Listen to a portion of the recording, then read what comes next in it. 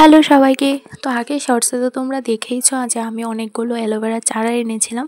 আজকে সেগুলিকেই লাগাবো। তো তার জন্য আমি নিয়ে নিয়েছি অনেকটা পরিমাণ গোবর সার আর কিছু মাটি। সেটাকে আমি খুব ভালোভাবে মিশিয়ে দিচ্ছি। তারপর টবের নিচে দিয়ে দিয়েছিলাম ইটের গুঁড়ো। এখন আমি ভালোভাবে মাটিটা দিয়ে টবটা ভর্তি করে নেব। আর টবটা যখন হাফ ভর্তি হয়ে যাবে তখন আমি বসিয়ে দেবো গাছটা। আর অ্যালোভেরা গাছের জন্য খুব বেশি যত্নের প্রয়োজন হয় না, শুধু অ্যালোভেরা গাছে যাতে সব সময় রোদ লাগে এরকম একটা জায়গা বেছে নেবে, কারণ এই গাছ খুবই রোদ পছন্দ করে।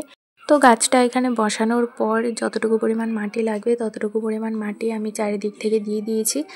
আর গাছ লাগানোর সময় কখনোই কিন্তু টব পুরো ভর্তি করে মাটি দেবে না, পরে কিন্তু আর খাবার দিতে পারবে না।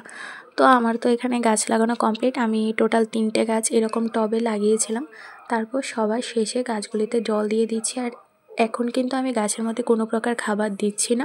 আর টবগুলিকে কিন্তু ছায়ায় রাখতে হবে না, তোমরা রোদেই রাখতে পারো। তো চলো তবে আজ আসি, আজকের মতো টাটা।